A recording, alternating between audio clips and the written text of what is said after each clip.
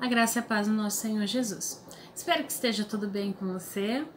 Hoje nós temos a nossa aula da carta de Paulo aos Efésios. Espero que você aproveite, dê uma curtida, compartilhe.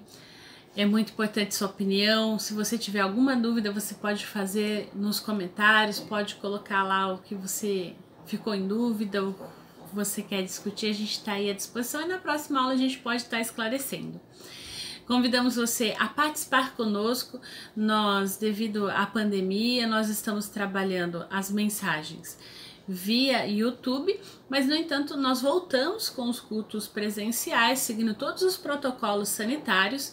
Então nós trabalhamos com uma demanda menor do espaço físico, cerca de 30% a 40%. Então nós precisamos da sua confirmação antes do culto para que fique tudo bem. Então, todo domingo, 10h30 da manhã, na Avenida São Carlos, 2495, nós estamos lá, celebrando a Cristo, celebrando a verdade, o caminho, a vida. Você é nosso convidado a estar conosco. Então, vamos orar para iniciar essa aula? Pai Santo, Deus Eterno, nós te damos graças, te bendizemos, te adoramos. O Senhor é soberano, pedimos que o Senhor ilumine o nosso estudo, nos dê sabedoria e nos capacite por Cristo Jesus, hoje e sempre. Amém. Olá, a graça e a paz do nosso Senhor Jesus. Então vamos a mais uma aula, dessa vez a carta aos Efésios. Lembrando que Efésios é uma das epístolas mais lida, estudada do Novo Testamento. E grandes homens de Deus já falaram sobre ela. Então nossa intenção aqui não é trazer muita novidade não. A gente vai fazer uma análise, ver várias coisas a respeito dessa carta, do seu contexto e algumas discussões acadêmicas também que vale a pena a gente estar por dentro. A igreja de Éfeso, você pode conferir lá na sua Bíblia em Atos 19. Vai falar um pouquinho da terceira viagem missionária de Paulo, que é quando ele chega aí então a Éfeso. Você pode ver aqui no mapa, né, o mapa dessa terceira viagem. Então Éfeso está localizada a 1.600 metros da costa do mar. Ela era a capital da Ásia Menor, de toda essa região aqui, então. E é uma cidade bastante conhecida por ser um centro religioso. Naquela época é o que a gente poderia chamar hoje de turismo religioso. Então, era um grande centro religioso político, a gente não pode esquecer que também religioso e comercial da região, como toda cidade próxima do porto, tinha bastante negócios. Em Éfeso estava um dos mais famosos templos dedicados à deusa Ártemis, ou Diana dos Efésios. Um dos templos considerado uma das 7 maravilhas do mundo antigo. Então tá aí para você ver. Esse provavelmente é uma perspectiva desse templo. E o templo extremamente luxuoso para a época. Demorou mais de 220 anos para ser concluído. Lucas fala um pouquinho sobre a influência de Diana na cidade, lá em Atos 19. E a gente vê que os moradores da cidade também se orgulhavam do teatro local. Aqui essa foto, o que resta do templo de Diana hoje na Turquia, né, se um dia puder, tiver possibilidade, vale a pena, né? Existem aí alguns restos. Esse aqui é um souvenir da deusa Diana. Por quê? É interessante isso, porque a gente fala de centro político, religioso. Atos 19 vai falar um pouquinho, a gente vai falar sobre isso ao longo do nosso estudo, né? Mas os artesãos estavam furiosos porque o pessoal parou de consumir. Então esse provavelmente era um dos souvenirs vendidos nas, digamos, lojinhas perto do templo de Diana. Então aí eu estava falando sobre a questão da biblioteca, né, e do teatro local. Então a gente tem aí um teatro, o Teatro de Éfeso, que provavelmente comportava aí 25 mil pessoas, né, bastante para a época. A biblioteca também de Celso, localizada na cidade de Éfeso. Tem aí também esse pórtico sul de Ágora. Então era uma cidade bastante, vamos dizer assim, social também. A gente vai falar um pouquinho sobre isso ao longo do nosso estudo. E aí a gente vai entrar numa questão, uma discussão acadêmica interessante. Nosso intuito aqui é mostrar para você que existe essa discussão sobre a autoria da carta. Nós conhecemos como a Carta de Paulo, mas existe um questionamento sobre isso. Então, a todos os manuscritos desde o século II apresentam Paulo como autor, Paulo, apóstolo de Cristo Jesus por vontade de Deus. No entanto, essa autoria foi questionada por Erasmo de Roterdã, Eduard Evanson de Wet. Então, ao longo do tempo, no século XV, XVI, XVIII, XIX, veio o questionamento. Será que foi Paulo mesmo que escreveu? Então, quem questiona diz o seguinte, diz que, primeiro, o estilo e a redação da carta aos Efésios é muito parecido com a de Colossenses. Não faria muito sentido Paulo escrever duas cartas muito iguais. Depois, Efésios concorda com cerca de 78 versículos de Colossenses, o que não é comum em outras cartas de Paulo. Então, conota aí uma dependência literária, como se alguém pegasse a carta e meio que copiasse as ideias dali. Então, por isso que eles acham que não seja Paulo.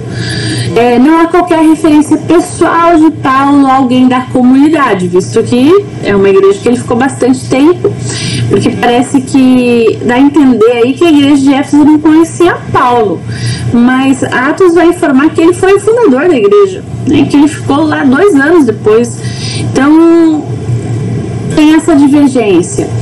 Eles vão alegar também que os termos abordados na carta não combinariam com a igreja no período de vida do apóstolo Paulo até 64 depois de Cristo, mais ou menos, que é a eclesiologia, a escatologia, a supremacia cósmica de Cristo. A gente vai ver um pouquinho desses temas. É uma alegação, mas enfim, Paulo podia muito bem tratar desses assuntos. Também quem questiona a autoria vai dizer que o estilo literário tem mais a altura de um tratado do que é uma forma característica do apóstolo, que é a epístola. Assim, não é muito assim que Paulo escreve. Então eles vão falar que esse estilo retórico mais litúrgico é diferente da retórica diatribe que caracteriza outras cartas. Romanos, Filemon, Gálatas, tem bastante aquelas perguntas que a resposta é meio que automática, né? Então existe essa questão. Mas aí também quem defende a autoria paulina vai dizer que Paulo teria atribuído a algum discípulo seu escrever essa carta, e este livremente a fez segundo a sua consciência, tendo talvez a carta de Colossenses à mão, que é uma grande possibilidade e era algo muito comum também na época. Paulo poderia não ficar limitado ao vocabulário inflexível. Então, a gente limitar aquele que escreve só a algumas palavras, então aí temas diferentes requerem palavras diferentes. Paulo vai tratar de assuntos diferentes aqui nessa carta, diferente do que ele trata em outras cartas. E aí depois a ausência de temas teológicos frequentes paulinos, justificação, lei, graça, parousia, etc. Se dá em razão da mudança da ênfase. Qual é o foco aqui de Paulo? Eclesiologia. Ele vai falar sobre a igreja. Então, o assunto é diferente, não faria sentido ele trazer sempre à tona todos esses outros temas, se não era essa questão necessária a ser tratada em Efésios, não faz sentido. Então, a partir disso, a gente vai ver que, assim, existe também um questionamento quanto aos destinatários.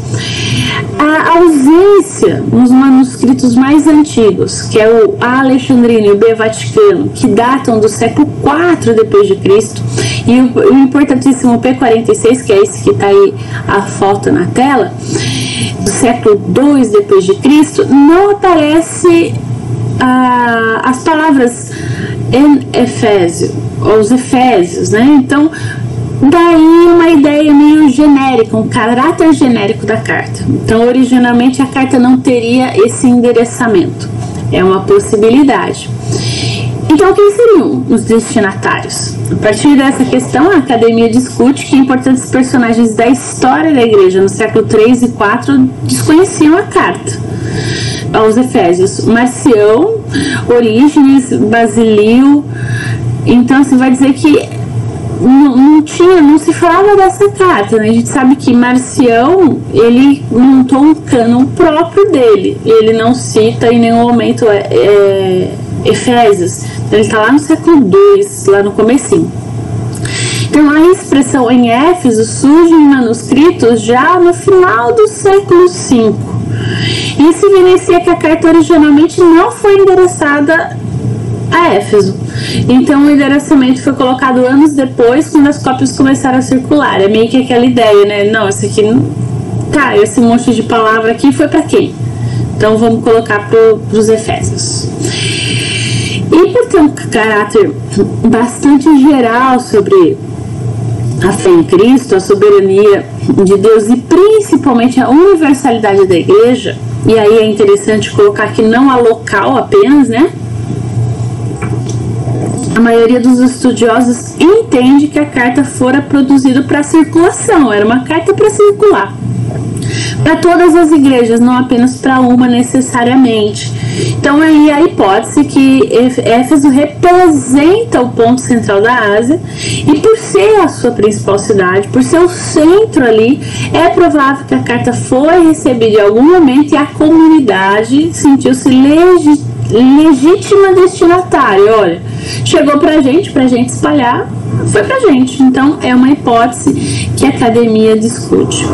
E aí uma outra discussão acadêmica é quando essa carta foi escrita. Se a carta é autêntica, ela pode ter sido enviada em redor dos anos 61 ou 62, ou ainda antes, depois, né? Antes, quer dizer, ainda em 56, 57, alguma ocasião da prisão de Paulo. E aí, se a hipótese dela ser uma pseudo-epígrafa, né, aquela que alguém escreve usando o nome da outra pessoa, então a gente poderia afirmar essa data por volta dos anos 80. E a gente diria que ela é uma deuteropaulina, né? Tá dentro aí, não necessariamente do corpus paulino, escrita por Paulo, mas dentro de uma escola, né, do apóstolo Paulo. Para o nosso estudo, para a nossa realidade, a gente vai usar o padrão que foi até hoje, que é 61 depois de Cristo. Provavelmente Paulo tenha escrito essa carta na sua prisão em Roma. O que a gente, antes de ir para os temas, né, o que a gente quer mostrar aqui para vocês, que existem essas discussões, mas o que é mais importante que a discussão acadêmica, o que é? É a palavra de Deus. Ela foi definida por um cânon, aprovada pelo Espírito Santo, direcionada. Então, esses estudos valem muito a pena ler, estudar, mas a gente não pode esquecer isso, não pode deixar de estudar a palavra de Deus sem o Espírito, sem oração, senão vai ser só hipóteses e discussões. Isso muitas vezes não leva a lugar nenhum. Então vamos a alguns temas então que são tratados na carta e que não são necessariamente tratados em outras cartas, mas outros, né, têm essa aproximação. Então, primeiro, a superação da tensão judeus e gentios, que é tão forte lá em Romanos, aqui parece que foi superada. Portanto, lembrados de que outrora vós, gentio na carne, chamado incircuncisão por aqueles que se intitulam circuncisos na carne, por mãos humanas, naquele tempo estáveis sem Cristo, separados da comunidade de Israel e estranhos às alianças da promessa, não tendo esperança e sem Deus no mundo. Mas agora em Cristo Jesus, vós que antes estáveis longe, foste aproximados pelo sangue de Cristo, porque Ele é a nossa paz, o qual de ambos fez um, e tendo derribado a parede da separação que estava no meio, a inimizade. Então deixa eu entender que essa tensão, muito presente nas outras cartas de Paulo, essa discussão já tinha sido superada. Depois, o outro tema, apóstolo e profeta, são o fundamento da igreja, então, de Cristo para as tradições apostólicas. Então, lá em 1 Coríntios 3,11, porque ninguém pode lançar outro fundamento além do que foi posto, o qual é Cristo. E aqui em Efésios 2, 19 a 21, assim já não sois estrangeiros e peregrinos, mas concidadãos dos santos, e sois da família de Deus, edificados sobre o fundamento dos apóstolos e profetas, sendo ele mesmo, Cristo Jesus, a pedra angular, na qual todo edifício bem ajustado cresce para santuário dedicado ao Senhor. Então, de Cristo para as tradições apostólicas. Então, Cristo, a pedra angular, e agora a continuidade. Um outro tema também, comunidades mais estáveis e inseridas na sociedade. Então, os cristãos destinatários dessa carta, diz Coblan, parecem integrados à sociedade romana. Eles formam famílias estruturadas como autoridade paterna sobre a esposa, os filhos, os escravos. A família típica da sociedade romanizada é a interlocutora dessa epístola. Isso é muito importante. Os códigos domésticos evidenciam isso. Você pode olhar Efésios 5:21 até o 6:9. Então, eles trazem para essa carta esse exemplo da sociedade romana. Então a gente vê aí, como eu comentei na hora da imagem, né, de Éfeso, do teatro, a gente vê o quê? Que quem recebe essa carta está inserido dentro de um contexto social romano, está acostumado até com a cultura, com a forma, enfim, a gente vê que isso é muito forte em Efésios. Então, a luta da sociedade é espiritual e deve ser encarada como uma batalha com cristãos revestidos da armadura de Deus. Então, qual é a armadura de Deus? Ela tem o formato da armadura romana, de um soldado romano. Então, a gente vê aí que realmente existe uma diferença no sentido do que a gente tem antes, né? Não tem aquele resgate da cultura judaica. O que a gente tem aqui, na verdade, é a cultura romana servindo agora como espelho, onde Cristo, o cristianismo em si, né, acontece dentro da igreja. E aí, esses itens da cultura romana são utilizados para mostrar como essas comunidades podem ser cristãs, independentemente de ter todo aquele bojo judaico. E aí a gente tem também essa linguagem que a gente já comentou, né? Ela é uma linguagem de pessoal para litúrgica. Ela tem uma forma mais diferente, ela tem uma forma mais de culto. A carta é basicamente uma liturgia, o que evidencia a transição do carisma para um culto mais organizado. Então a gente tem louvor, a eulogia, né? Bendito seja Deus. Nós temos oração.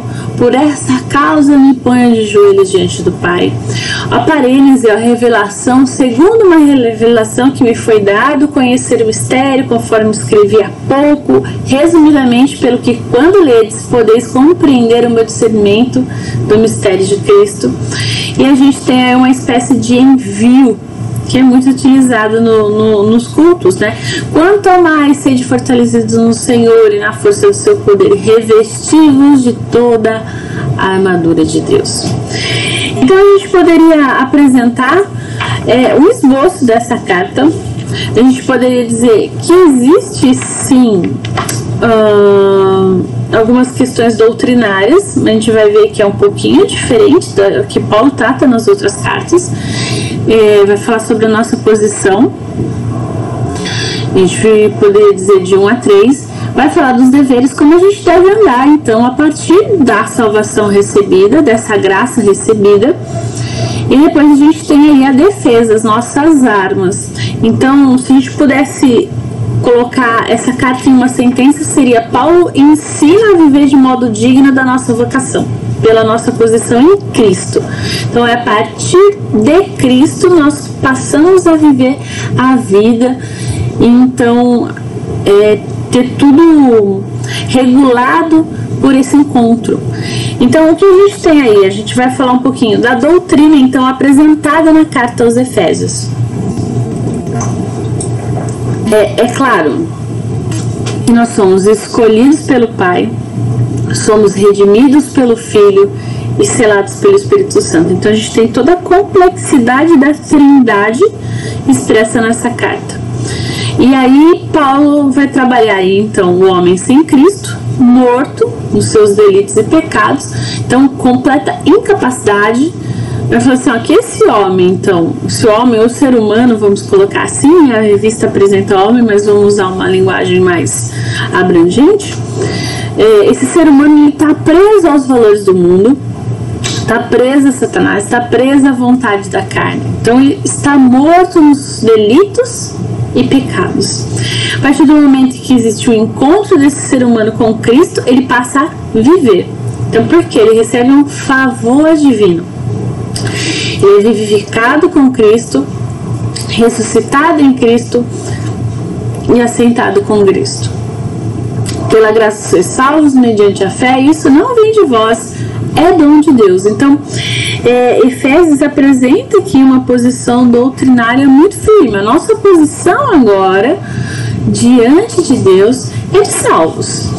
E aí a gente tem também, então, a partir disso, nosso dever. Nosso dever de andar. Então, de 4 a 6, ele vai trabalhar isso, o apelo para a unidade do corpo. Rogo-vos. Então, você já foi encontrado, agora vamos andar em unidade. E aí ele vai trabalhar que a unidade depende das qualidades morais. E é interessante isso que a gente tem que pensar. A partir então desse capítulo 4, Paulo ele vai avançar no ensino, ele vai estabelecer esses novos padrões nos quais essa igreja deve andar, voltando-se para Deus e aplicando essa doutrina. Então, primeiro, a unidade depende então das qualidades morais, humildade, mansidão, longanimidade, convivência pacífica um com os outros, amor. Depois ele vai falar, a unidade é mantida pelo esforço de cada um. E terceiro, que a unidade da igreja surge da unidade de Deus. Então, há um só corpo porque há um só Espírito. Há uma só esperança, uma só fé, um só batismo porque há um só Senhor, Jesus Cristo. Há uma só família porque há um só Deus e Pai. Então, a gente não faz unidade. Quem faz a unidade é Deus. A gente mantém a unidade. E aí vai depender do esforço, do empenho em desenvolver também essas qualidades morais que você vai, se a gente pensar em Gálatas, são frutos do Espírito. Então, depende de estar ligada a Deus primeiro para poder desenvolver e realmente trabalhar essa unidade. E aí ele vai trabalhar em Efésios 4, de 7 a 10, a necessidade dos dons. Ele vai descrever apóstolos, profetas, evangelistas, pastores, mestres. Esses dois últimos dons podem significar um único pastor-mestre. Vai falar para que você tem que ter esses dons, que é para o aperfeiçoamento dos santos, para o desenvolvimento da salvação. E o objetivo é a unidade, a maturidade do corpo de Cristo, ou seja, da igreja. Então, todo o foco agora a gente vê a igreja. Então, quando ele expõe essa unidade, a necessidade dos dons, ela preocupa, mas ao mesmo tempo ela é importante, porque, como diz a revista aqui, o apóstolo relembra os leitores de que ele foi ensinado por Cristo. Ele vai trazer isso à memória de quem está ouvindo e, por fim, ele apresenta alguns exemplos práticos da santidade. Olha, como eu devo andar, então, a partir disso tudo, da necessidade do aperfeiçoamento para que haja unidade. E aí ele vai trabalhar a partir do 4:25, né? Não conte mentira, fale a verdade. Não se deixe levar pela raiva, nem guarde rancor. Não furtem, mas trabalhem, contribuam. Não use a boca para o mal, mas para o bem. Não sejam maldosos ou amargos, mas bondosos e amorosos. Não falem bobagens ou baixarias, mas lembre-se sempre de agradecer ao Senhor. O apóstolo ele ainda apresenta uma série de deveres sobre esses relacionamentos da igreja, que ele vai falar não só da igreja, mas também da lista de deveres. Vai falar sobre esposa, marido, filhos, pais, servos e senhor. Então, todos eles relacionados a estar ligado com Deus. E por fim, a defesa das nossas armas. Efésios 6, de 13 a 20, é um texto clássico, muito conhecido de todos. Vai falar que existe um inimigo, que ele é poderoso, que ele é maligno, que ele é astuto, mas que, no entanto, nós temos armas para lutar contra esse inimigo. A verdade, a justiça, o evangelho, a fé, a salvação, a palavra. E como isso é feito, né? Então, na dependência constante de Deus, oração, súplica, intercessão. Para quê? Porque a gente é o bonzão espiritual, nosso Deus é mais forte que os outros deuses, que o diabo. Não, é para fazer a verdade do evangelho conhecida, para que haja salvação. Então, é muito importante isso, né? Então, alguns assuntos teológicos de Efésios que vale a pena a gente comentar, que eu já falei no começo que não está muito em outras cartas, mas vale a gente colocar aí. Primeiro, uma expectativa escatológica alterada por uma expectativa realizada. Ou seja, Cristo vem, ele já veio, juntamente com ele nos ressuscitou e nos fez assentar nos lugares celestiais em Cristo Jesus, ou seja, já estamos.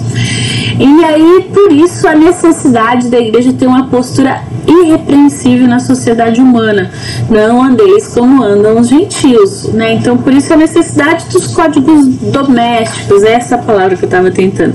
Ou os deveres no relacionamento lá com a esposa, com o marido, com o filho, com o pai, com o servo, com o senhor. Como você lida, como você está na sociedade. Isso diz respeito a uma escatologia realizada.